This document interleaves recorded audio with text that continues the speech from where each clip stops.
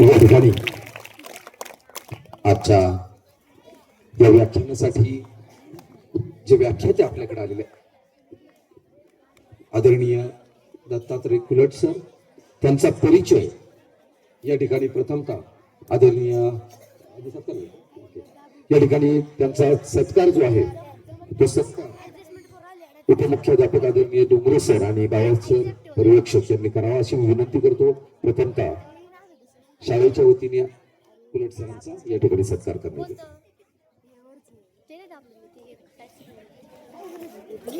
Ready clap गो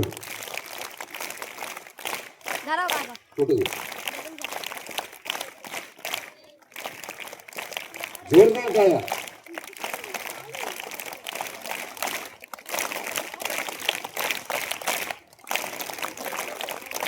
धन्यवाद sir.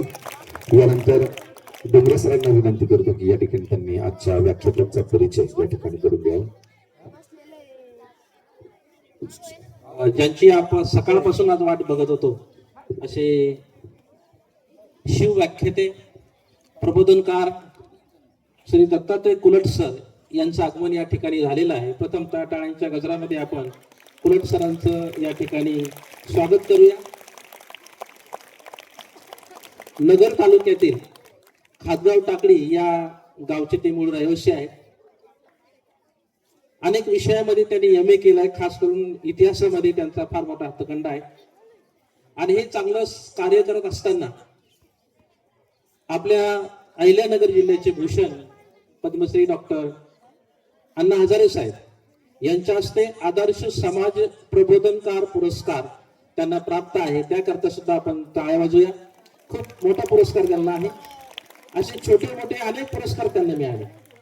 याचबरोबर आपल्या शाळेतले जे व्याख्यान आहे, एक झाले, दोन झाले, तीन झाले, असं करत करत त्यांचं हे व्याख्यान आहे 4551। आपल्या शाळेतलं व्याख्यान आहे 4551, म्हणजे आतापर्यंत 4500 शाळेमध्ये, गावामध्ये, मंडळामध्ये जाऊन त्यांनी वेगवेगळ्या प्रकारचं प्रबोधन केलेलं आहे।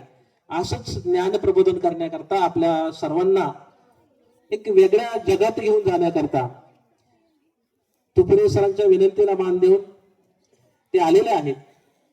आणि खूप वेळ मी मध्ये न घेता मी त्यांनाच विनंती करतोय की आपण आपल्या व्याख्यानाला सुरुवात करावी।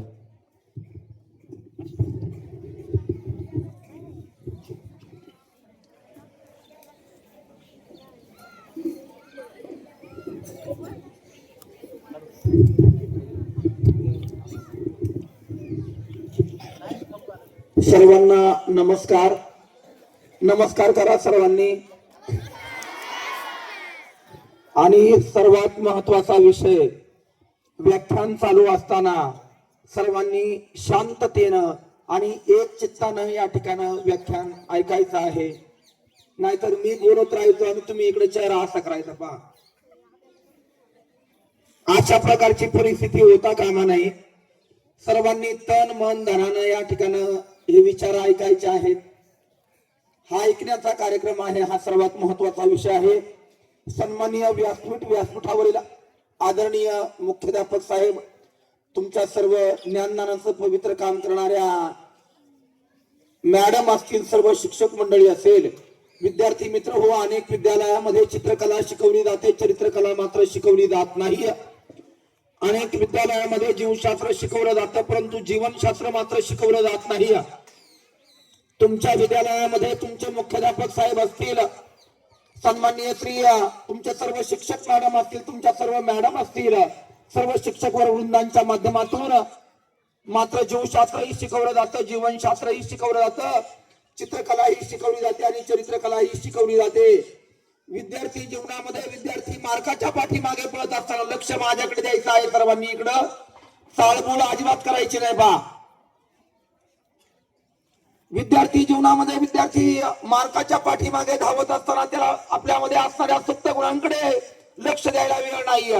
आणि मनुष्य जीवनामध्ये मनुष्य पैशाच्या पाठीमागे धावत असताना त्याला इतर गोष्टींकडे लक्ष द्यायला खऱ्या अर्थानं टाईप नाही। अशी साधारणतः परिस्थिती मनुष्य जीवनामध्ये, विद्यार्थी जीवनामध्ये झालेली आहे। अजून ज्ञानेश्वर महाराजांच्या 18व्या अध्यायामध्ये शेवटच्या क्रमांकाची या ठिकाणी उभी आहे. ज्ञानेश्वर महाराज सांगतात, चंद्र तेथे चंद्रिका, शंभू तेथे अंबिका, ज्ञान तेथे गुरु, गुरु तेथे आत्मज्ञान, सौजन्य तेथे स्वैरिक आणि अग्नी तेथे दाह. मला एक सांगा बाबांनो, 4-5 गावं मिळून एखादं धरण असेल आणि त्या धरणाला जर पाणी नसेल, ते धरण त्या शेतकऱ्यांच्या काही कामाचं आहे का हो? जरा मोठ्याने बोला, आहे का? नाहीये. त्याप्रमाणे ज्ञानेश्वर महाराज सांगतात, एखाद्या शेतकऱ्याच्या दारामध्ये गाय आहे, म्हैस आहे, शेळी आहे. त्या गाईला, म्हशीला, शेळीला जर दूध नसेल, ती गाय, म्हैस, शेळी त्या शेतकऱ्याच्या काही कामाची आहे का? चंद्र तेथे चंद्रिका, शंभू तेथे अंबिका, ज्ञान तेथे गुरु, गुरु तेथे आत्मज्ञान, सौजन्य तेथे स्वैरिक, अग्नी तेथे दाह आणि श्रीकृष्ण तेथे लक्ष्मी.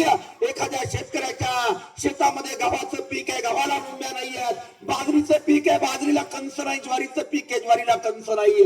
ते शेत जसं शेतकऱ्याच्या काही कामाचं नाही, त्याप्रमाणे ज्ञानेश्वर महाराज सांगतात, ज्या मनुष्याच्या आयुष्यामध्ये, ज्या विद्यार्थ्याच्या आयुष्यामध्ये ध्येय नाही, तो विद्यार्थीनं समाजाच्या कामाचा, न कुटुंबाच्या कामाचा, न देशाच्या कामाचा, जन्माला आला हेला आणि पाणी वाहू वाहू मेला. म्हणून आयुष्यामध्ये एक ध्येय धरा आणि ते त्या ध्येयाच्या दृष्टिकोनातून सातत्यानं प्रयत्न करा. जे छत्रपती शिवाजी महाराजांच्या माध्यमातून झालं, जे डॉक्टर बाबासाहेब आंबेडकरांच्या माध्यमातून झालं, जे सन्माननीय श्री तुमच्या मुख्याध्यापक साहेबांच्या माध्यमातून झालं. सापाची पिलं जलमल्या पाहिलेली आहेत कुणी कुणी कुणी पाहिलेली? बोटावर करा बरं. जास्त जवळ जाऊ नका, नाही तर दुसराच कार्यक्रम व्हायचा बा. सापाची पिलं जलमल्याची त्या आईपासून दूर जगण्यासाठी संघर्ष करतात, जी लांब पळतात ती जिवंत राहतात. ज्या पिलांना पळता येत नाही, ती सापे सर्पीन, ती नागिन त्या पिलांना गिळंकृत करून टाकते, खाऊन टाकते. निष्कामी लोकांचा समाजामध्ये उपयोग नाही. समाज त्यांना मोल आणि महत्वही देत नाही. म्हणून आयुष्यामध्ये एक ध्येय धरा आणि त्या ध्येयाच्या दृष्टिकोनातून सातत्यानं प्रयत्न करा. रवींद्रनाथ टागोरांची आणि ज्या ज्या ठिकाणी मुद्दा योग्य वाटतो आहे त्या ठिकाणी तुमच्या टाळ्या झाल्या पाहिजेत. कारण तुमच्या टाळ्या, तिकडची मंडळी काय आजारी का टाळ्या वाजवायला? कारण तुमच्या टाळ्या ही या ठिकाणी दत्ताकुलटची दौलत आहे. रवींद्रनाथ टागोरांच्या एका कवितेचा सुंदर अशा प्रकारचा अनुवाद आहे. त्या कवितेमध्ये रवींद्रनाथ टागोर सांगतात, प्रकाशदानाचं कार्य करणारी सूर्यदेवता प्रकाशमय झालेली आहे आणि तिच्या मनामध्ये प्रश्न निर्माण झालेला आहे, माझ्या नंतर या पृथ्वीला प्रकाशमय कोण करेल? तिनं पहिल्यांदा आक्रोश केला. लक्ष इकडे माझ्याकडे. तिनं पहिल्यांदा आक्रोश केला, उत्तर मिळालं नाही. तिनं दुसऱ्यांदा आक्रोश केला, उत्तर मिळालं नाही. प्रकाशदानाचं अखंड कार्य करूनही शून्य स्तब्धता निर्माण झालेली आहे. प्रकाशदानाच्या कार्याला कुणी होऊ देत नाहीये. तिनं दुसऱ्यांदा आक्रोश केलेला आहे. स्वच्छ आणि सुंदर प्रकाशामध्ये संपूर्ण जग उजळून निघालेलं आहे. तिनं तिसऱ्यांदा आक्रोश केलेला आहे. ती आस्ताला चाललेली आहे, माझ्या नंतर या पृथ्वीला प्रकाशमय कोण करेल? तिसऱ्या आक्रोशाला मात्र पृथ्वीवरती एक झोपडी होती आणि त्या झोपडीमध्ये एक पंथी टिमटिमत होती. त्या पंथीला थोडीशी लाज वाटलेली आहे आणि ती पंथी त्या सूर्यदेवतेला म्हणत आहे, हे सूर्यदेवता, तुझ्या प्रकाशदानाचं कार्य महान आहे, त्याच्या पुढे माझं कार्य अति सीमित आहे. परंतु यथाशक्तीनं जितकं होईल तितकं तुझ्या आगमनापर्यंत, तुझ्या प्रेरणेनं या झोपडीला मी अंधार मुक्त ठेवण्याचा प्रयत्न करेल. या दरम्यान हवेचे कितीही झोत जरी निर्माण झाले तरी त्यांच्याशी सतत संघर्ष करण्याची माझी तयारी असेल. त्या झोपडीतील पंथीप्रमाणे ज्ञानदानाचं कार्य करण्याचं कार्य, प्रकाशदानाचं कार्य करण्याचं कार्य, कित्येक पिढ्या घडवण्याचं कार्य करण्याचं कार्य जर कुणाच्या माध्यमातून होत असेल तर ते तुमचे सन्माननीय श्री मुख्याध्यापक साहेब आहेत, सन्माननीय श्री तुमच्या सर्व मॅडम आहेत, सर्व शिक्षक मंडळी आहेत. त्यांच्यासाठी आपण या ठिकाणी प्रचंड जोरदार टाळ्या वाजवायच्या आहेत. आणि लक्ष इकडं माझ्याकडे द्या, आपापसामध्ये बडबड करू नका. 2000 साल होतं. किती साल होतं? जरा मोठ्याने मला, तुमचं काय मुळ्यात वगैरे दुखत का? किती साल होतं? आणि या 2000 सालाचा ब्रँड अँबॅसेडर होता सचिन तेंडुलकर. इकडे या. तुमचं काय नाव आहे? प्रथमेश दादा. 2000 सालाचा ब्रँड अँबॅसेडर होता सचिन तेंडुलकर. घराघरामध्ये मोहीम आली आहे. मला प्रकाश कशावरती टाकायचा एक लक्ष द्या. ज्या गोष्टी लोप पावत चाललेल्या आहेत त्याच्यावरती या ठिकाणी प्रकाश टाकायचा आहे बा. आणि या 2000 सालाचा ब्रँड अँबॅसेडर होता सचिन तेंडुलकर. घराघरामध्ये मोहीम आलेली होती. दारादारामध्ये मोहीम आलेली होती. हात कशा प्रकारे धुवायचे, स्वच्छता बाळगत जात जा, हाताची नखे काढत जात जा, वेळच्या वेळेला आंघोळ करत जात जा, स्वच्छ कपडे घालत जात जा. प्रत्येक शाळेमध्ये सांगितलं गेलं आणि तुमच्या मुख्याध्यापक साहेबांना देखील जी आर आला. प्रत्येक विद्यार्थ्याला स्वच्छतेचा संदेश द्या. आणि मुख्याध्यापक साहेबांनी सांगितलं प्रत्येक शिक्षकाला या ठिकाणी प्रत्येक विद्यार्थ्याला हात धुवायचे शिकवा म्हणे, स्वच्छतेचे संदेश द्या. काय नाव तुमचं म्हणले? प्रथमेश दादा. प्रथमेश दादांना या ठिकाणी सर्व विद्यार्थ्यांना हात धुवायचं शिकवलं गेलं. तुमच्या मॅडमला कर्मवीर भाऊराव पाटलांसारखा त्यांच्या मनामध्ये अट्टहास होता. गोरगरीब कुटुंबातील मुलं या ठिकाणी शिकत आहे. गोरगरीब कुटुंबातील मुलं या ठिकाणी तयार होते. लक्ष केलं रे. मागे काय पडला मुस्कड आला ना.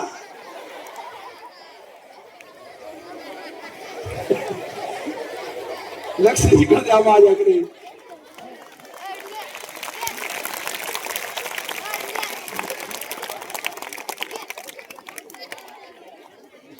आणि या ठिकाणी तुमच्या मॅडमला देखील सांगण्यात आलं प्रत्येक विद्यार्थ्याला हात धुवायचं शिकवा. सर्व विद्यार्थ्यांना हात धुवायचं शिकवलं गेलं. परंतु मॅडमच्या मनामध्ये कर्मवीर भाऊराव पाटलांसारखा अट्टहास होता. गोरगरीब कुटुंबातील मुलं या ठिकाणी शिकत आहे. गोरगरीब कुटुंबातील मुलं तयार होत आहे. म्हणून मॅडमनं काय केलं, हे बडबड करू नका, असा मुस्कारीत टोळ लावून नाही का इथं माझा विक्षेप होतो. आणि या ठिकाणी तुमच्या प्रथमेश साहेबांना देखील हात धुवायचं शिकवलं गेलं. मॅडमनं नुसतं मुलांना आवाहन नाही केलं तर प्रत्येक वर्गाच्या बाहेर काय केली मॅडमनं, पाण्याची बादली मांडली, बकेट मांडला आणि मग्गा मांडला. प्रत्येक विद्यार्थ्याला हात धुवायचं शिकवलं गेलं. आमचे प्रथमेश दादा मात्र थोडेसे खोडकर होते पा डांबरट. हात धुवायचं शिकवलं गेलं परंतु आमचे प्रथमेश दादा हात धुवायचे आणि येऊन या ठिकाणी मॅडमच्या पदराला पुसायचे पा. एक दिवस झाला, 2 दिवस झाले, 3 दिवस झाले आणि मॅडम आल्या तुमच्या मुख्याध्यापक साहेबांकडे आणि मुख्याध्यापक साहेबांना सांगतायत तुम्ही सांगितल्याप्रमाणे मी प्रत्येक विद्यार्थ्याला हात धुवायचं शिकवलं गेलं. परंतु तो आमचा प्रथमेश मात्र थोडासा खोडकर आहे, डांबरट आहे. तो हात धुतो आणि येऊन या ठिकाणी माझ्या पदराला पुसतो. मुख्याध्यापक साहेब म्हणले तुम्ही काळजी करू नका, आपण त्याच्या आईला शाळेमध्ये बोलू. त्याच्या आईला शाळेमध्ये बोलवलं गेलं आणि विचारलं गेलं का याच्या अगोदर तुमचा मुलगा हात धुत होता का? त्याची आई म्हटली याच्या अगोदर नव्हता हात धुत म्हणे. आंघोळ 8 दिवस आंघोळ, संडास पडकं, टॉयलेटला पडकामध्ये जायचा. आता मात्र या ठिकाणी तुमच्या स्वच्छतेच्या मोहिमेच्या अंतर्गत हात वेळच्या वेळेला धुतो, टॉयलेटचा वापर करतो, आंघोळ दररोजची दररोज करतो. या ठिकाणी हाताची नखे आठवड्याला काढतो. आता अतिशय हुशार आणि सुज्ञ अशा प्रकारचा विद्यार्थी या ठिकाणी झालेला आहे. आणि आईला विचारत होते मुख्याध्यापक प्रथमेशच्या हात धुतो आणि कुठे पुसतो? त्याची आई सांगत होती हात धुतो आणि येऊन या ठिकाणी माझ्या पदराला पुसतो. अजून काय बदल झाले तुमच्या मुलामध्ये? मुख्याध्यापक साहेब विचारत होते प्रथमेशच्या आईला. प्रथमेशची आई सांगत होती एरवी मी शेतामध्ये जाताना बुचडा बांधून जायचे, एरवी मी शेतामध्ये जाताना पदर खोचून जायचे. आता माझा प्रथमेश मला म्हणायला लागला आई शेतामध्ये जाताना असं नाही जायचं. मग आई विचारित होती कसं जायचं? आमच्या मॅडम कशा वेणी वगैरे करून येतात, आमच्या मॅडम कशा पिन वगैरे करून येतात, तसं तू शेतामध्ये जायचं. आणि मग मुख्याध्यापक साहेब सांगत होते मॅडमला, अहो मॅडम तुम्ही किती भाग्यवान आहात. हा प्रथमेश शाळेत गेल्यानंतर त्याच्या मॅडम मध्ये त्याच्या आईला आणि घरी गेल्यानंतर त्याच्या आईमध्ये त्याच्या मॅडमला पाहतो. इतकं शिक्षकाचं स्थान महत्वाचं आहे, ते कधीही कमी होणार नाही. म्हणून शिक्षकांना आणि शिक्षणाला अनन्यसाधारण अशा स्वरूपाचं महत्व आहे. इकडे लक्ष द्या. कुबेर धनवान आहे परंतु कुबेर सूर्याच्या धनाचा नाश आहे. चंद्र शीतल आहे परंतु चंद्राला डाग आहे. सूर्य तेजस्वी आहे परंतु सूर्याला अस्त आहे. गंगा पवित्र आहे परंतु गुरु अंतर्बाह्य पवित्र आहे. का? Teacher is tiger, knowledge is power. शिक्षण हे वाघिणीचं दूध, जो तो कुणी पील तो गुरगुरल्याशिवाय राहणार नाही. म्हणून अशा सर्व मंडळींच्या सानिध्यामध्ये राहून आपल्या आयुष्याचं सोनं करून घ्या. सर्वात महत्वाचा विषय आताच्या युपीएससी मध्ये आणि एमपीएससी मध्ये या ठिकाणी आलेला प्रश्न होता. नुसती व्याख्यानं ऐकू नका. तुम्ही म्हणाल तुम्हाला कसं माहिती? बीडच्या एका कार्यक्रमामध्ये या ठिकाणी सन्मान्य श्री संतोष खाडे त्या बीडच्या कार्यक्रमाचे प्रमुख पाहुणे होते आणि मी त्या कार्यक्रमाचा प्रमुख वक्ता होतो. एक ऊस तोड कामगाराचा मुलगा DYSP झाला. त्याला विचारलं गेलं, संतोष तुझं अँबिशन काय होतं? त्याला विचारलं गेलं, संतोष तुझं अँबिशन काय होतं? त्यावेळेस तो ऊस तोड कामगाराचा मुलगा सांगतो आहे, माझा बाप एका पायानं अपंग, बाप उसाच्या सरीहून चाललेला असायचा आणि बापाचा पाय घसरलेला असायचा, बाप खाली पडलेला असायचा आणि माझ्या आईच्या खांद्याला उसाच्या मोळ्या वाहून वाहून पडलेले गट्टे पुस्तकाचं प्रत्येक पान वाचत असताना माझ्या डोळ्यासमोर होते. म्हणून मी DYSP झालो. आईच्या हाताला बसणाऱ्या चटक्यांची जाण, मातीला बसणाऱ्या चटक्यांचं भान आणि समाजाच्या प्रगतीचं सातत्यानं ओठावरती गान आमच्या महात्मा फुले विद्यालयाच्या तरुणांच्या ओठावरती येईल का? हा सर्वात महत्वाचा आणि चिंतनाचा विषय आहे. म्हणून नुसती व्याख्यानं ऐकू नका. इकडे लक्ष दे रे. परळी वैजनाथ मध्ये एका मुलीचा सत्कार ठेवलेला होता. तो सत्कार का ठेवलेला होता? त्या मुलीला पडलेले होते 10वी मध्ये 96.5 मार्क. लक्ष द्या, 96.5 मार्क. आणि त्या संपूर्ण गावानं 1 लाख रुपये जमा करून त्या मुलीला देण्याचा तो समारंभ होता, तो सत्कार समारंभ होता. आणि ती मुलगी पुन्हा प्राध्यापकाची नव्हती, पुन्हा ऑफिसरची नव्हती, पुन्हा IPS अधिकाऱ्याची मुलगी नव्हती, तर परळी वैजनाथ मध्ये स्मशानभूमीमध्ये प्रेत पेटवणाऱ्या आई वडिलांची ती मुलगी होती.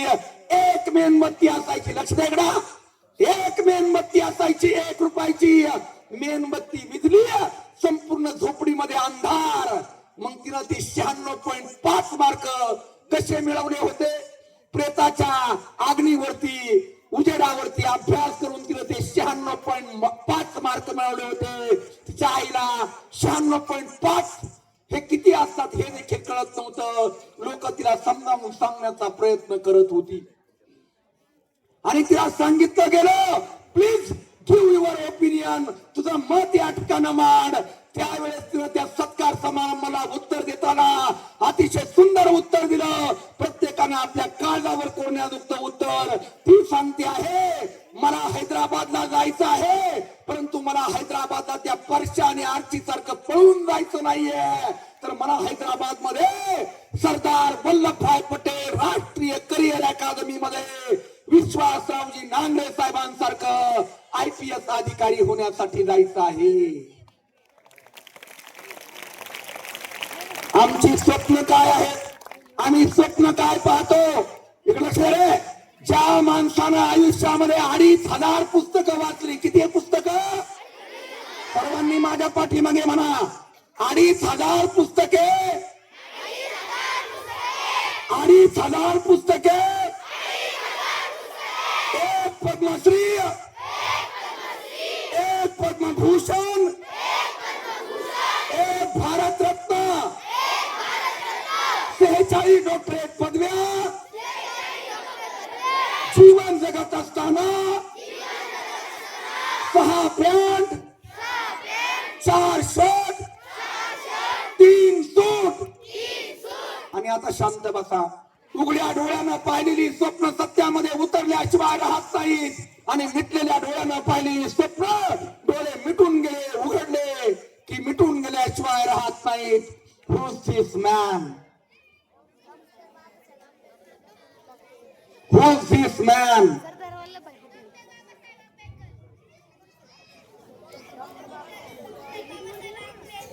नाही. सरदार वल्लभभाई पटेल. इकडे पुढे ये. ए थोडं ते बुके आण रे इकडे. लवकर जा पटकन. ए इकडे वाचायचं लवकर लवकर. वेळ कमी आहे बाबा लवकर.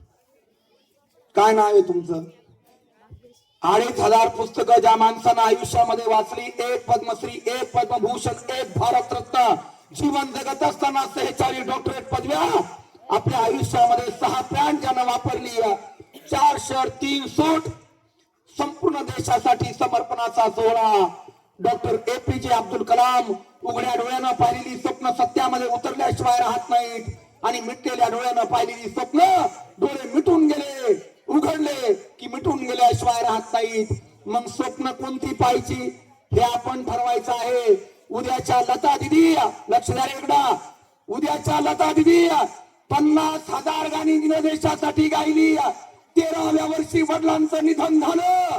जबाबदारी काय असते? संपूर्ण कुटुंबाची जबाबदारी अंगावरती येऊन टिपली.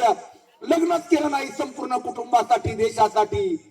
33व्या वर्षी लोकांनी, समाजकंटकांनी विष दिलं आणि एक भारतरत्न जिने आयुष्यामध्ये प्राप्त केला आणि संपूर्ण जगाच्या हृदयावरती अधिराज्य करणारं गाणं ए मेरे वतन के लोग. तुमच्या माध्यमातून उद्याच्या लता दिदी, उद्याच्या माँसाहेब जिजाऊ, उद्याच्या सावित्रीबाई फुले, जिनं तुमच्यासाठी शिक्षणाची दारं खऱ्या अर्थानं निर्माण करून दिली, त्या निर्माण तुमच्या माध्यमातून होणार आहेत. म्हणून मुलींमध्ये प्रचंड ताकद आहे. काय नाव साहेब म्हणजे तुमचं? पूर्ण नाव सांगा. भाग्येश गणेश गांधे. क्लास टीचर कोण आहे तुमचे? आंबिल वादे सर. कितवीला आहे तुम्ही? 7वीला. यांच्यासाठी जोरदार टाळ्या वाजवा सर्वांनी. टाळ्या का वाजवत नाही पुढील मुलं? धन्यवाद. बसा.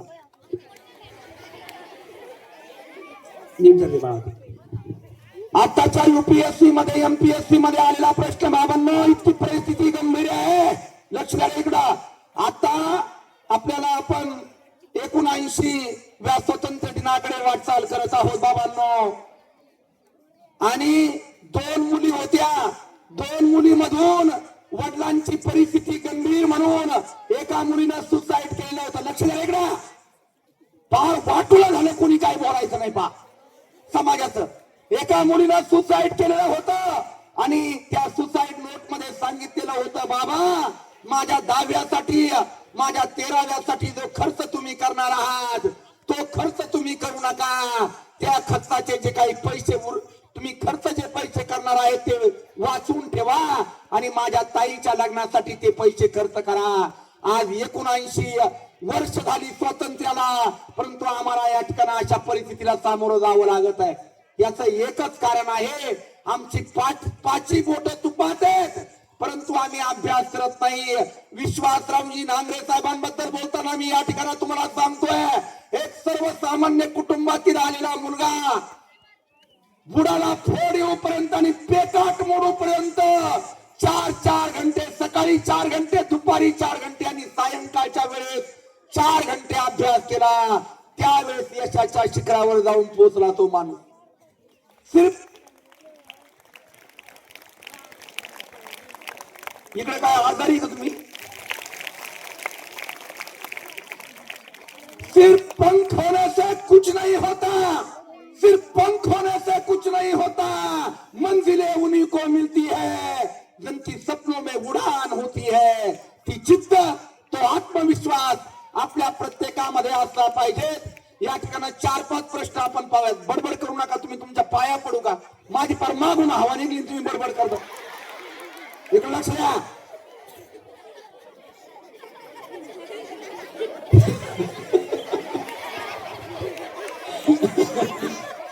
शिक्षण हे वाघिणीचं दूध, ज्याला येतंय त्यांना बोटवर करायचं आहे. आताच्या UPSC मध्ये आणि MPSC मध्ये सन्मान्य श्री मुख्याध्यापक साहेब असतील, तुमचे सर्व शिक्षक मंडळी असतील, त्यांना विचारून किंवा मला विचारून प्रश्न येतील का ते? त्यांना वाटलं तर परत बी टाकतील ते. शिक्षण हे वाघिणीचं दूध, जो तो कुणी पिल तो गुरगुरल्याशिवाय राहणार नाही. हे वाक्य कुणी म्हटलेलं आहे? इकडे पुढे या, पटकन चला. ते मुख्य घ्या सर इकडं. चला या दिदीसाठी जोरदार टाळ्या वाजवा सर्वांनी. कमीत कमी या ठिकाणी आपल्याला उत्तर तर येत नाही, पण लोकांना चांगलं देतात जा.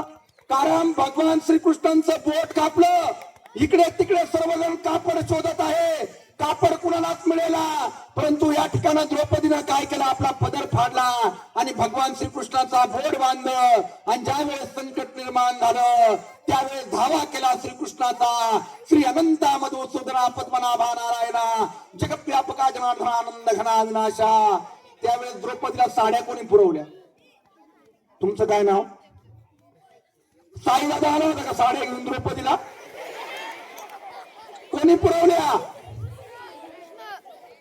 श्रीकृष्णानं साड्या पुरवल्या. म्हणून या ठिकाणी तुम्ही भगवंतासाठी इकडे पुढे भगवंतासाठी कणभर करा. भगवंत तुम्हाला मनभर दिल्याशिवाय राहणार नाही. काय नाव तुमचं? म्हणणं वेनिका बाबू सुंबे. क्लास टीचर कोण आहे तुमचे? कुंभारे सर. कितवीला आहे तुम्ही? 6वीला आहे मुलगी. टाळ्या वाजवा सर्वांनी जोरदार.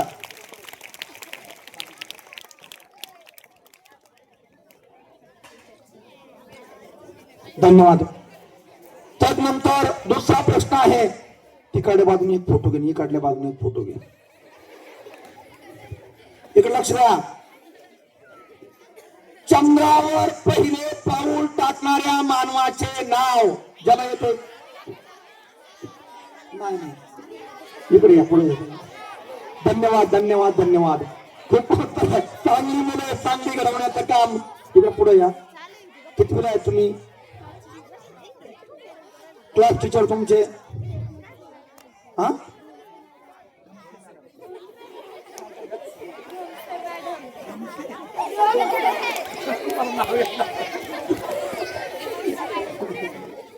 नाव काय तुमचं? नाव सविता मॅडम यांची विद्यार्थिनी आहे. पाही. चंद्रावर पहिले पाऊल टाकणाऱ्या मानवाचे नाव नील आर्मस्ट्रॉंग. असं उत्तर या मुलीनं दिलेलं आहे. या मुलीसाठी सर्वांनी जोरदार टाळ्या वाजवायच्या आहेत. तिथं हात लावूया ना. ओके, फोटो घ्या श्रेयांचा एक.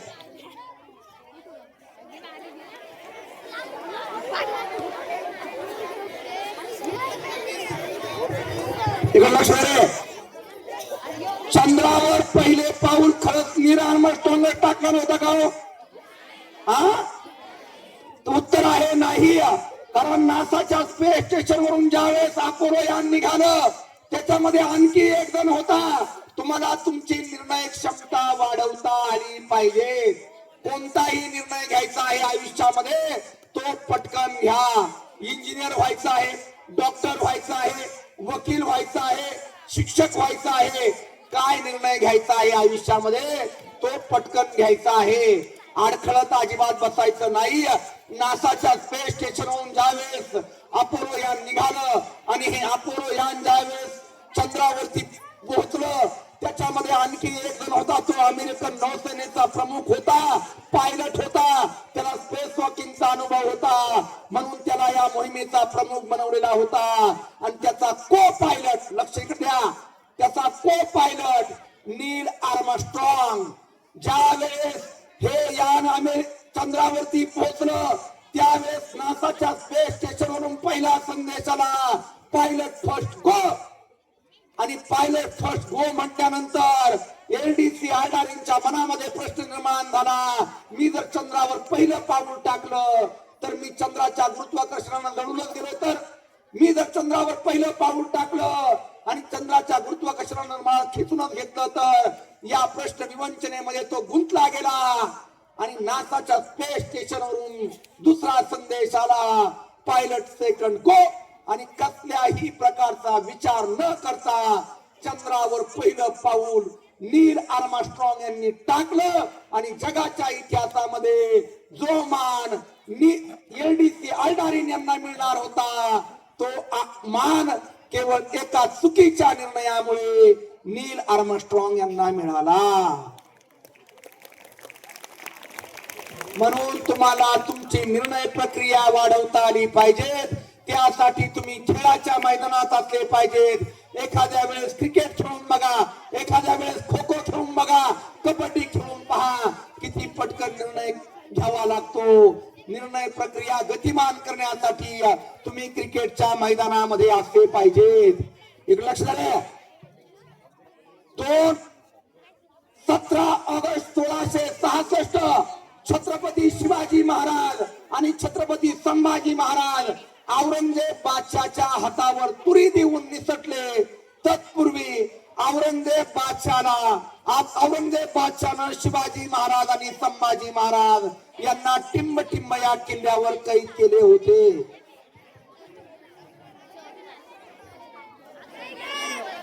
नाही.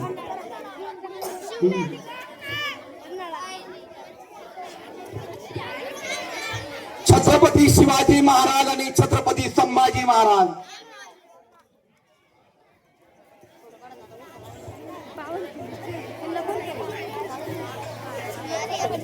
इकडे बघा. छत्रपती शिवाजी महाराज आणि छत्रपती संभाजी महाराज 17 ऑगस्ट 1666 औरंगजेब बादशाच्या हातावर तुरी देऊन आग्र्याच्या लाल किल्ल्यावरून निसटले. लिहून घ्यायचं आहे नंतर प्रत्येकानं. काय नाव आहे तुमचं साहेब? पोळ्यान साहेब फोटो का साहेब? तुमचे क्लास टीचर कोण? आमटे मॅडम साठी आणि साई दादासाठी सर्वांनी प्रचंड टाळ्या वाजवायच्या आहेत. बा जोरात टाळ्या वाजवा सर्वांनी. मागं करून बघा तुम्ही जर काही बावलट आहे का तुम्ही?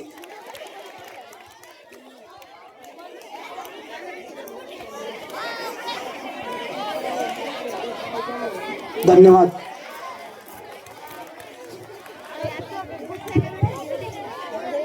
तुम्ही बडबड बंद करतायत का?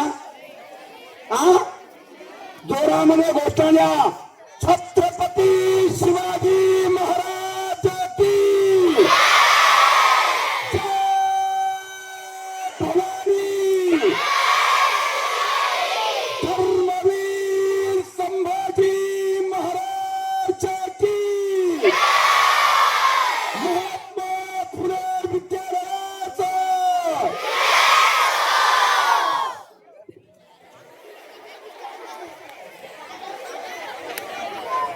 सन्माननीय श्री तुकाराम जाधव सरांचा धन्यवाद. इकडे लक्ष द्या. हाता खेळा परंतु शिस्त पाळा. यामुळे या ठिकाणी सातत्यानं हसत राहा. काही मुलांना म्हणणं हसावं. इकडे लक्ष द्या. विद्यार्थी व्यक्तिमत्व विकासामधील सर्वात महत्वाचा आपल्या आयुष्यामध्ये कोणती गोष्ट असेल, या ताईंना म्हणलं. काय नाव तुमचं ताई? उठून उभे राहा. तुम्ही उठून उभे राहा. अशा इकडे तुम्ही तोंड करा. तुमचं काय नाव? अर्पिता. स्वरांजली. अर्पिता दिदीला म्हणलं हास, की अर्पिता दिदी स्वरांजली काही पाहते परंतु हसत नाही. या साहेबांना म्हणलं हसा. तुमचं काय नाव? साई दादा. प्रथमेश. साई दादाला म्हटलं हास, तर साई दादा प्रथमेश पाहतो परंतु हसत नाही. काही ना म्हटलं हसा. इकडे बघा. कायम पाहते खेटर तोंडा. हसायचं नाही. काही ना म्हणलं हसा. कोणाच्यात पण लोक हसत नाही बा. आणि जी माणसं हसत नाही ती इकडे बघा.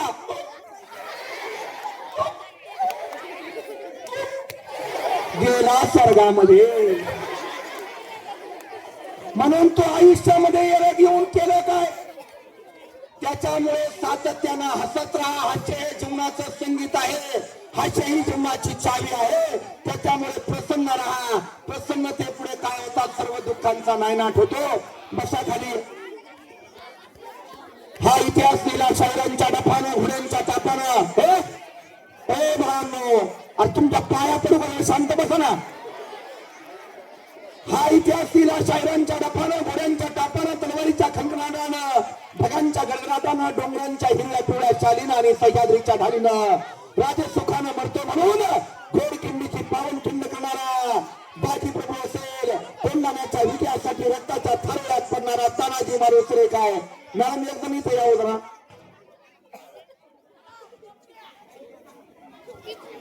जण इथे आहे उभे राहा बरं तुम्ही. हे एक दोन जणांच्या असा पाठ ठेवा मऊ करा यांचा.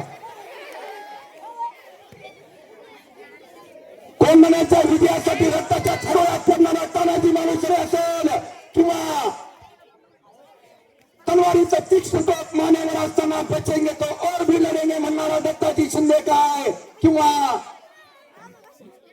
मोगलांच्या कडेकोट बंदोबस्तामधून मोगलांच्या मंदिराचा सोन्याचा कळस कापून नेणारा आणि मोगलांच्या घोड्यांना पाणी पिताना पाण्यातही दिसणारा संताची धनाजी काय हा या महाराष्ट्राच्या मातीचा इतिहास आहे. म्हणून हे रक्त त्यागाचं, हे रक्त अस्मितेचं, हे रक्त स्वाभिमानाचं आणि हे रक्त अभिमानाचं, हे रक्त कशा स्वरूपाचं आहे. सर्वांनी हात जोडा सर्वांनी. ओम नमो अंबे जगदंबे करुण प्रारंभे डफावरी थाप तुंतुल्याचा शाहीर हा महाराष्ट्राचा प्राण, शाहीर हा महाराष्ट्राचा प्राण. शिवप्रभूचे गात गुणगान जे जे नमन माझे साधू संताला एकनाथाला तुकारामाला. ओम नमो अंबे जगदंबे करुण प्रारंभे डफावरी थाप तुंतुण्याचा शाहीर हा महाराष्ट्राचा प्राण, शाहीर हा महाराष्ट्राचा प्राण. शिवप्रभूचे गात गुणगान जे जे तुफानातील दिवे आम्ही, तुफानातील दिवे काळ्या माती मधुरी काळे काळानेही लावले जाळे. करील काही काळ आता काळ्या करणी सवे तुफानातील दिवे आम्ही, तुफानातील दिवे. हा दिवा आपल्या सर्वांच्या माध्यमातून घराघरामध्ये, दारादारामध्ये, गावागावामध्ये, समाजामध्ये या ठिकाणी पेटला जावोत हीच आई तुळजाभवानी चरणी प्रार्थना करतो. नावामध्ये कशा स्वरूपाची ताकद आहे लक्षात इकडे. काय कमी बोलता तुम्ही मुलं? नावामध्ये कशा स्वरूपाची ताकद आहे. साताऱ्यामध्ये कर्मवीर भाऊ पाटलांनी छत्रपती शिवाजी महाराजांच्या नावाला विद्यालय चालू केलेलं होतं. लक्षात इकडं. तुमच्या मुख्याध्यापक साहेबांचा जसा अट्टास आहे, तुमच्या मॅडमचा जसा अट्टास आहे, गोरगरीब कुटुंबातील मुलं या ठिकाणी शिकली पाहिजेत, गोरगरीब कुटुंबातील मुलं या ठिकाणी तयार झाली पाहिजेत. म्हणून कर्मवीर भाऊराव पाटील घराघरामध्ये जात, दारादारामध्ये जात आणि 1 रुपया दे ग माय गोरगरिबांची लेकरं शिकली पाहिजेत. जात्यावरती दळता बाई मुठभर धान्याची मूठ छत्रपती शिवाजी विद्यालयासाठी बाजूला काढून ठेवत त्याला मुष्टी फंड योजना असे म्हणत. पुन्हा एका व्यापाऱ्याला कळालं की कर्मवीर भाऊराव पाटलांनी साताऱ्यामध्ये छत्रपती शिवाजी महाराजांच्या नावानं विद्यालय चालू केलं आहे आणि गोरगरिबांची लेकरं शिकावीत म्हणून कर्मवीर भाऊराव पाटील घराघरात जाऊन 1 रुपया दे ग माय 1 रुपया गोळा करत आहे. त्या व्यापाऱ्यानं पत्र लिहिलं कर्मवीर भाऊराव पाटलांना लक्ष इकडे द्या. स्वाभिमान काय असावा, अभिमान काय असावा. त्या व्यापाऱ्यांना पत्र लिहिलं कर्मवीर भाऊराव पाटलांना. कर्मवीर भाऊराव पाटील 1 रुपया काय गोळा करता, माझ्याकडे या, मी लाखो रुपयांची मदत तुम्हाला करतो. कर्मवीर भाऊराव पाटील त्या व्यापाऱ्याकडे गेले. व्यापाऱ्यानं 1 लाख रुपयांचा धनादेश कर्मवीर भाऊराव पाटलांच्या हातामध्ये दिला आणि सांगितलं कर्मवीर भाऊराव पाटील आज 1 लाख रुपये देतो आहे, उद्या परत या, लाखो रुपयांची मदत करेल. फक्त एक अट आहे. कर्मवीर भाऊराव पाटील म्हणाले काय अट आहे? तो व्यापारी म्हणाला विद्यालयाला दिलेलं छत्रपती शिवाजी महाराजांचं नाव बदलायचं आणि माझ्या बापाचं नाव द्यायचं. हातामध्ये असलेला 1 लाख रुपयांचा धनादेश कर्मवीर भाऊराव पाटलांनी फाडला आणि त्या व्यापाऱ्याच्या मुस्कडावर ठोकून सांगितलं गोरगरिबाची लेकरं शिकावीत म्हणून. हा कर्मवीर भाऊराव पाटील वेळ पडली तर स्वतःच्या बापाचं नाव बदलेल, परंतु विद्यालयाला दिलेलं छत्रपती शिवाजी महाराजांचं नाव बदलू शकत नाही.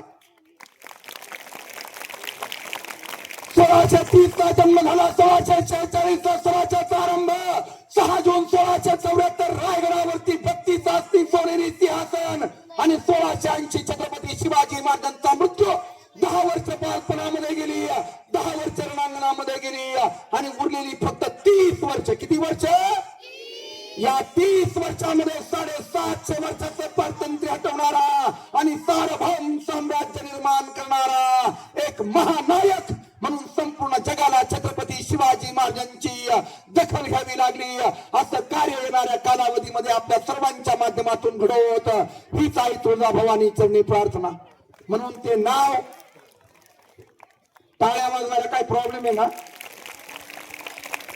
म्हणून ते नाव आपल्याला या ठिकाणी साध्य करता आलं पाहिजे. त्या नावामध्ये ताकद आपल्याला साध्य करता आली पाहिजे. या 50 वर्षाच्या कालखंडामध्ये लक्ष द्या वेगळा 50 वर्षामध्ये 750 वर्षाचं पारतंत्र्य छत्रपती शिवाजी महाराजांनी का हटवलं? कारण प्रत्येक ध्यास म्हणजे स्वराज्य आणि प्रत्येक श्वास म्हणजे स्वराज्य. आपल्या आयुष्यामध्ये असताना वेळ छत्रपती शिवाजी महाराजांनी सत्कारणी लावला. ज्यांना वेळ पकडता आली त्यांनी या ठिकाणी त्यांनी समाजावरती हुकूमत गाजवलेली आहे. लक्षात असू द्या. म्हणून वेळ अनन्य साधारणाच्या स्वरूपाचं महत्व आहे. जर 5 वर्षाचं महत्व तुम्हाला जाणून घ्यायचं असेल तर तैड बसा सर्वांनी, ताड बसा सर्वांनी, ताड बसा. जर तुम्हाला 5 वर्षाचं महत्व जाणून घ्यायचं असेल तर निवडणुकीमध्ये पराभूत झालेल्या एखाद्या उमेदवाराला विचारा. तो सांगेल तुम्हाला 5 वर्ष किती महत्वाचे आहेत. जर 1 वर्षाचं महत्व तुम्हाला जाणून घ्यायचं असेल तर एखाद्या सुशिक्षित बेरोजगाराला विचारा. ज्याला नोकरी मिळाली नाही तो तुम्हाला सांगेल माझं वर्षाचं एवढं नुकसान झालं. तो तुम्हाला सांगेल 1 वर्ष किती महत्वाचं आहे. आणि 1 महिन्याचं महत्व जर तुम्हाला जाणून घ्यायचं असेल तर मातृत्वाच्या वाटेवर असणाऱ्या एखाद्या मातेला विचारा. ती सांगेल 9 महिन्यामधील 1 महिना किती महत्वाचा आहे. 1 आठवड्याचं महत्व जर तुम्हाला जाणून घ्यायचं असेल तर एखाद्या वृत्तपत्राच्या संपादकाला विचारा. तो सांगेल 1 आठवडा किती महत्वाचा आहे. आणि 1 दिवसाचं महत्व जर तुम्हाला जाणून घ्यायचं असेल तर मोलमजुरी करून आपल्या कुटुंबाचा उदरनिर्वाह करणाऱ्या एखाद्या मजुराला विचारा. मजुरीला तर गेला परंतु मजुरी मिळाली नाही. सायंकाळच्या वेळेस घरी आला त्यावेळेस त्याच्या खोपटामध्ये चुलीमध्ये आग लागलेली होती. त्याच्या खोपटामध्ये त्या चुलीमध्ये काही भाजलं नाही. त्याची लेकरं बाळ संध्याकाळच्या वेळेस उपाशी झोपली. ती चुली तिला आग फार पोटापर्यंत आणि पोटा तिला आग फार मस्तकापर्यंत जाऊन पोहोचली. तो तुम्हाला सांगेल 1 दिवस किती महत्वाचा आहे. आणि 1 तासाचं महत्व जर तुम्हाला जाणून घ्यायचं असेल 1 तासाचं महत्व जर तुम्हाला जाणून घ्यायचं असेल जगाचे ते अलेक्झांडरला विचारा. तो जगाचे ते अलेक्झांडर संपूर्ण जगाचा बाप होता. परंतु मृत्यूशयेवरती ज्यावेळेस पडलेला होता त्यावेळेस आपल्या वैद्यांकडे केविलवाणी प्रार्थना करत होता. माझं आयुष्य 1 तासानं वाढवा, मला फक्त 1 तास जगवा. परंतु ते वैद्य त्याला 1 तास जगू शकले नाही. तो सांगेल तुम्हाला 1 तास किती महत्वाचा आहे. आणि 1 मिनिटाचं महत्व जर तुम्हाला जाणून घ्यायचं असेल तर अमेरिकेच्या वर्ल्ड ट्रेड सेंटर वरती ज्यावेळेस विमान हल्ला झाला तो विमान हल्ला होण्यापूर्वी त्या अमेरिकेच्या वर्ल्ड ट्रेड सेंटर इमारतीमधून 1 मिनिट सुखरूप बाहेर पडलेल्या एखाद्या इस्माला विचारा. तो तुम्हाला सांगेल 1 मिनिट किती महत्वाचा आहे. आणि 1 सेकंदाचं महत्व जर तुम्हाला जाणून घ्यायचं असेल तर 1 सेकंदाचं महत्व ऑलिम्पिक मध्ये 1 सेकंदावरून सुवर्ण पदक फुकलेल्या एखाद्या उमेदवाराला विचारा. तो तुम्हाला सांगेल 1 सेकंद किती महत्वाचा आहे. मिनिटाचं सेकंदाचं महत्व जर आपल्या जीवनामध्ये इतकं असेल तर आमच्या आयुष्यामध्ये जो आमूलाग्राच्या स्वरूपाचा काळ येणार आहे त्या काळाचं 1 वर्षाचं महत्व किती असेल याचं आम्हाला चिंतन करता आलं पाहिजे. याचं आम्हाला मनन करता आलं पाहिजे. या ठिकाणी सर्वात महत्वाचा विषय आहे. म्हणून नावामध्ये जी काही ताकद आहे इकडे लक्ष द्या. अरे शांत बसा जरा बाळांनो. नावामध्ये कशा स्वरूपाची ताकद आहे. तुमचं काय नाव आहे इकडे उठूया. काय नाव तुमचं म्हणजे हा प्रतीक दादा. एका मुलाचं नाव इथं उज्ज्वला नाव आहे का कोणाचं मुलीचं? उज्ज्वला नावाची मुलगी आहे का कोणी? हा आहे का? नाहीये. एका मुलीचं नाव उज्ज्वला. आमचं प्रतीक दादा गेले उज्ज्वलाला पाहायला. पा उज्ज्वलाला पाहायला गेले. उज्ज्वला इतकी काळी भंगार दिवसा बॅटरी लावून पाण्याची पाळी बघू उज्ज्वला. आणि सर आले आमचे आणि प्रत्येक दादाला विचारलं गेलं. आमचे मुख्याध्यापक साहेब विचारता आहेत प्रत्येक दादाला कुठे गेला होता. साहेब म्हटले मुलगी बघायला गेलो होतो. सर म्हणले बाबा चांगला अभ्यास कर, पदवीधर हो, मोठा युपीएससीच्या एमपीएससीच्या परीक्षा घे आणि या ठिकाणी काय कर, तुझ्या मागे मुलींची लाईन लागेल. म्हणून आपल्या मुलांची नावं शिवाजी ठेवा, संभाजी ठेवा, तानाजी ठेवा, बाजी ठेवा. आणि प्रत्येक दादा आले आणि अतिशय नाराज होते. प्रत्येक दादा प्रत्येक दादाला प्रथमेश विचारतो आहे व्हाई युआर बिकम नर्वस. ते म्हटले it is a complicated case. Very black January come in my life Ujjwala. So I am a nervous. त्याच्यामुळे आपल्या मुलांची नावं या ठिकाणी चांगली ठेवा. भविष्यामध्ये त्या माध्यमातून ते पराक्रम करतील, साहस करतील आणि आपलं नाव या ठिकाणी इतिहासाच्या कानाकोपऱ्यामध्ये या ठिकाणी झोपू ठेवू शकतील. हा सर्वात महत्वाचा विषय आहे. तुमचं काय नाव आहे? कावेरी. तुमचा? हा, सानिध्या. अशी मुलांची नावं ठेवा जेणेकरून त्यांच्या जीवनामध्ये क्रांती होईल. मुलीमध्ये प्रचंड ताकद आहे. डॉक्टर बाबासाहेब आंबेडकर असं सांगतात. हे लक्ष द्या इकडं. डॉक्टर बाबासाहेब आंबेडकर असं सांगतात. फक्त 5 ते 10 मिनिटं लक्ष द्या माझ्याकडे. आपण या ठिकाणी समारोप करणार आहोत पा, कारण तुमची मानसिकता राहिलेली नाही. करायचंय का बंद मग? हा, मग तुम्ही ऐकत का नाहीये? डॉक्टर बाबासाहेब आंबेडकर सांगताहेत जर तुमच्याकडे 2 रुपये असतील तर त्यातला 1 रुपया तुम्ही भाकरीसाठी खर्च करा आणि 1 रुपया तुम्ही पुस्तकासाठी खर्च करा. कारण भाकरी तुम्हाला जीवन जगवायचं शिकवेल आणि पुस्तक जीवन कसं जगायचं ते शिकवतील. म्हणून पुस्तकाला अनन्यसाधारणाच्या स्वरूपाचं महत्व आहे. पुस्तकं वाचत जात जा, चांगली चांगली पुस्तकं वाचत जात जा. या ठिकाणी प्रेम धांडे साहेबांचे 4 खंड आहेत. त्या 4ही खंडांचा आपण अध्ययन करायचा आहे. बहिर्जी नाईक स्वराज्यासाठी असणारे योगदान आपल्याला त्या माध्यमातून कळेल. पा इकडे या तुम्ही. काय नाव तुमचं? इकडे येऊ. तू इकडे येऊ. मुलीमध्ये प्रचंड ताकद आहे. काय नाव आहे तुमचं? वेदिका दिदी. इकडे लक्ष द्या. मुलीमध्ये प्रचंड ताकद आहे. आजची मुलगी डॉक्टर, आजची मुलगी इंजिनियर, आजची मुलगी वकील, आजची मुलगी प्राध्यापक, आजची मुलगी मुख्याध्यापक, आजची मुलगी राष्ट्रपती. मुलीमध्ये प्रचंड ताकद आहे. म्हणून आपल्याही बहिणीचा सन्मान करा आणि इतरांच्याही बहिणीचा सन्मान करा.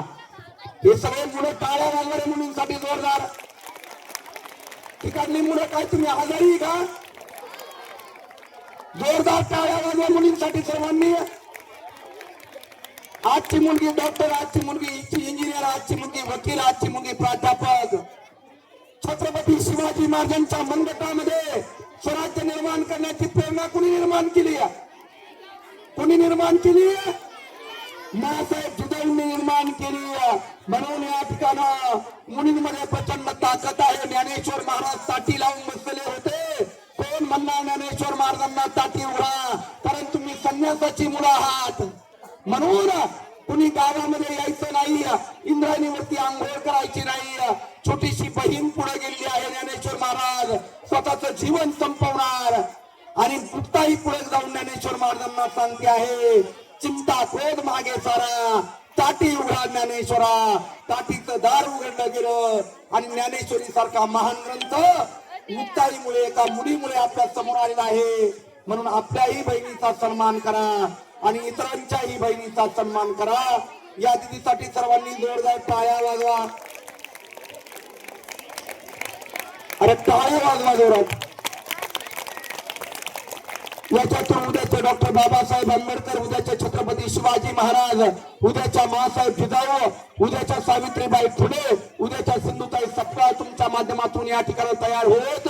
उद्याचं ज्ञानदानाचं पवित्र काम करणाऱ्या आमच्या सर्व मॅडम तुमच्या माध्यमातून तयार होत. हेच या ठिकाणी आई तुळजाभवानी चरणी प्रार्थना करतो. एका ठिकाणी प्रचंड आग लागलेली होती. लक्षदार एका ठिकाणी प्रचंड आग लागलेली होती आणि एक चिमणी काय करायची, थोडस चोचेमध्ये पाणी घ्यायची आणि त्या आगीवर नेऊन टाकायची. थोडस चोचेमध्ये पाणी घ्यायची, त्या आगीवर नेऊन टाकायची. तिची ती धडपड एका कावड्यानं पाहिली आणि तो कावडा मुलगा म्हणत आहे, अगं चिमणी दिदी तुझा जीव केवढाचा, तुझ्या त्वचेमध्ये पाणी येणार तरी किती, आणि तुझ्या त्या धडपडीनं ती आग विझणार तरी किती. त्यावेळेस ती चिमणी त्या कावळे दादाला सांगत आहे, कावळे दादा, माझ्या या धडपडीनं ती आग विझेल की नाही हे मला माहित नाही, परंतु या आगीचा इतिहास ज्यावेळेस लिहिला जाईल त्यावेळेस आग लावणाऱ्यामध्ये नव्हे तर आग विझवणाऱ्यामध्ये माझं नाव असेल. या पुढील कालावधीमध्ये आम्ही आग लावणाऱ्यामध्ये असणार आहोत की आग विझवणाऱ्यामध्ये असणार आहोत, याचं देखील चिंतन झालं पाहिजेत. म्हणून मित्र हो, सर्वात महत्वाचा विषय आहे जीवनामध्ये अपयश आलं, जीवनामध्ये काहीतरी आगंतिकता आली, म्हणून कोणत्याही प्रकारचं चुकीचं पाऊल आपण उचलायचं नाही. एक लक्ष द्या, मला काय कळलं तुम्ही शांत करून बघा. जीवनामध्ये आगंतिकता आली, जीवनामध्ये नैराश्य आलं, म्हणून या ठिकाणी स्वतःचं जीवन संपवायचं नाहीये. लक्षात असू द्या. हे बडबड काय करतायत ती मुलं?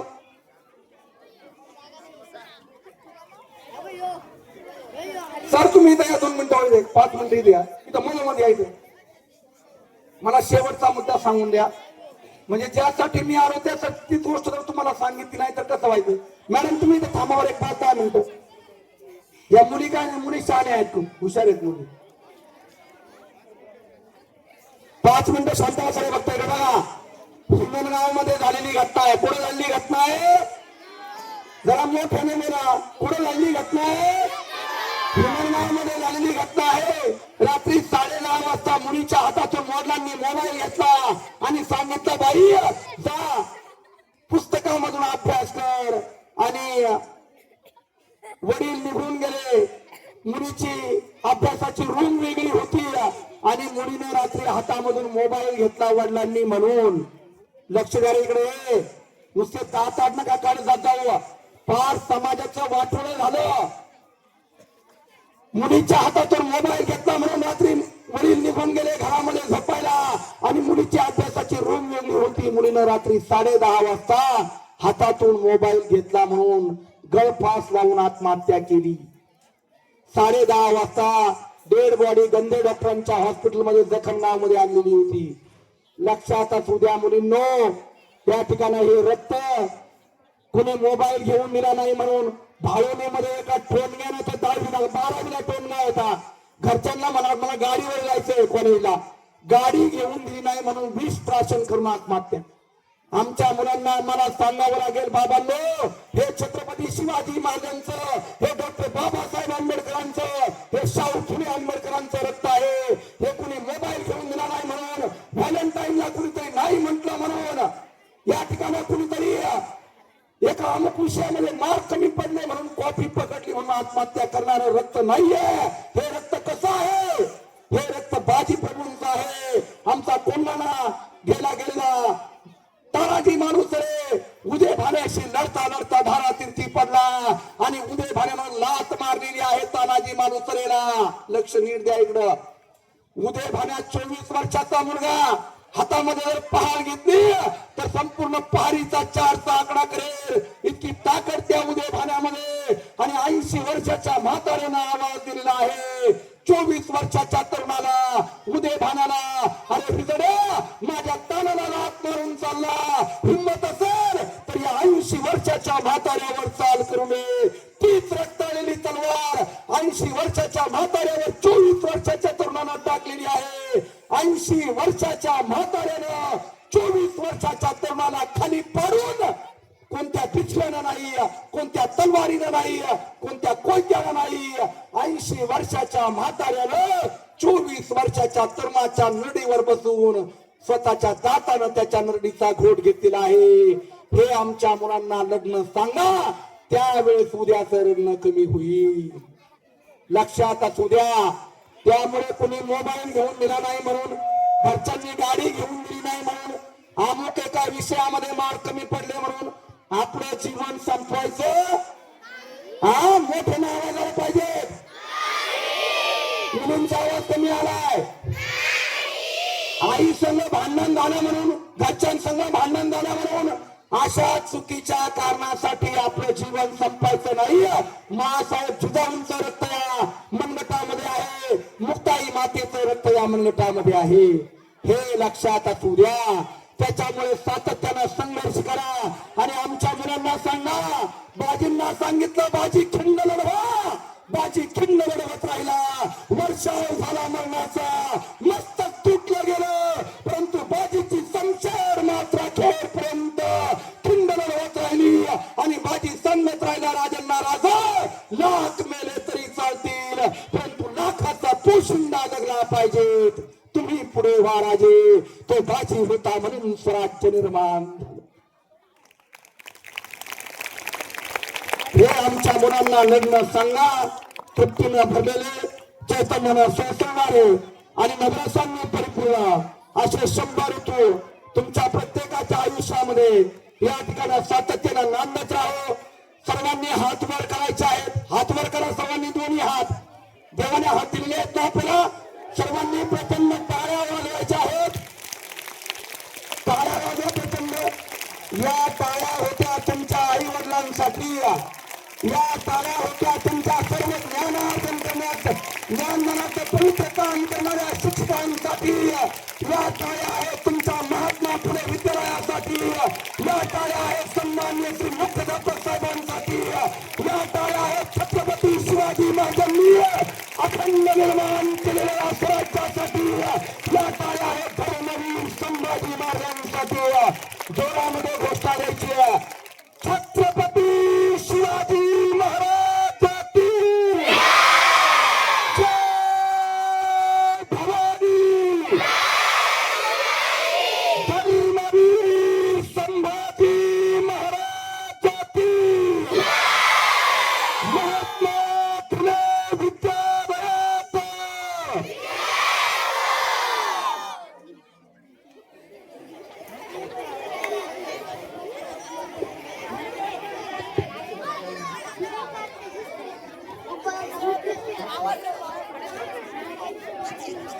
सन्माननीय श्री मुख्याध्यापक तुपीरे सरांचा.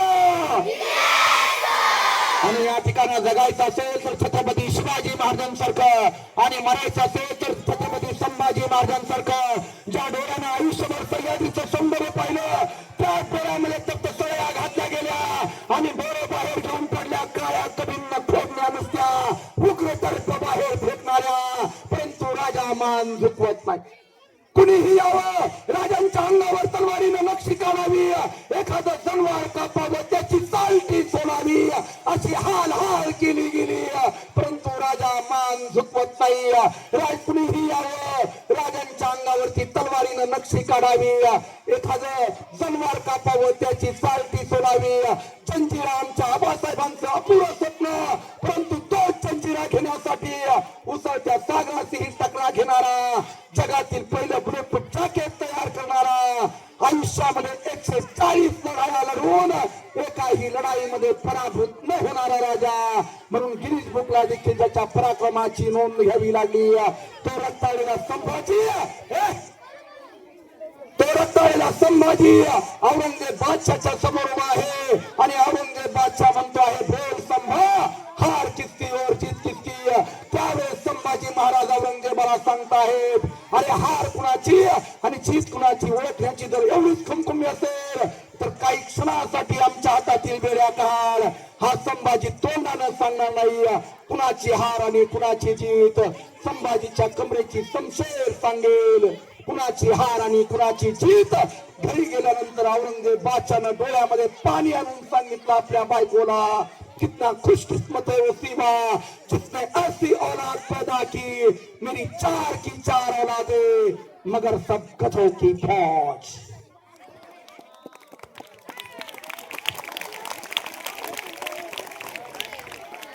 म्हणून औरंगजेब बादशाहनं आपल्या मृत्यूपत्रामध्ये शेवटी लिहून ठेवलेला आहे, हमने आंखें निकाली उसकी मगर नहीं झुकाई उसने आंखें हमारे सामने. हमने जबान काटी उसकी मगर नहीं निकाले दो लफ्ज उससे रहम के लिए हमारे सामने. हमने हाथ काट दिए उसके मगर नहीं फैलाए रहम के लिए 2 हाथ उसने हमारे सामने. हमने बाल काट दिए उसके मगर नहीं पेट के घुटने उसने हमारे सामने. हमने गर्दन काट दी उसकी मगर नहीं झुका इसमें गर्दन हमारे सामने, सचमुच छावा है छावा, शेर का छावा। राजे तुम हो सांढे, क्या खूब लड़े हो जंग, देख तुम्हारा तेज, तखत तख्त औरंग, तखत तख्त औरंग। राजे काय जंग लढला तुम्ही, तुमचं ते तेज, तुमचं ते शौर्य पाहून औरंगजेब स्वतःचं आसन त्यागून तुमच्या समोर घुटणे टेकून उभा राहिलेला आहे, बसलेला आहे। या ठिकाणी तो स्वाभिमान, तो अभिमान आपल्या सर्वांच्या माध्यमातून या ठिकाणी या मातीमध्ये, या भूमीमध्ये पेरला जावाच, हेच या ठिकाणी आई तुळजाभवानी चरणी प्रार्थना करतो। सन्माननीय श्री मुख्याध्यापक साहेबांनी, सर्व शिक्षक मंडळींनी मला या ठिकाणी बोलवलं। आपण सर्वांनी या ठिकाणी चांगल्या प्रकारे हे विचार ऐकून घेतले आणि जीवनामध्ये आपण सर्वांनी ते विचार आचरणात आणावेत, हीच विनंती आपल्याला असेल। तृप्तीनं भरलेले चैतन्यानं सळसळणाऱ्या नवरसांनी परिपूर्ण असे 100 ऋतू तुमच्या प्रत्येकाच्या आयुष्यामध्ये नांदत राहोत, हीच आई तुळजाभवानी चरणी प्रार्थना करतो आणि सर्वांना मानाचा जय शिवराय थांबतो। जय हिंद, जय महाराष्ट्र, जय शिवराय। मला येण्यासाठी थोडासा उशीर झाला, त्यामुळे संपूर्ण मोठ्या मनानं आपल्या सर्वांची माफी मागतो। खूप मोठे व्हा, चांगले राहा, आपल्या आई वडिलांच्या, आपल्या शिक्षकांचं नाव या भारत देशामध्ये या ठिकाणी आपल्याला कशा प्रकारे नेता येईल याची काळजी घ्या। थांबतो। जय हिंद, जय महाराष्ट्र, जय शिवराय।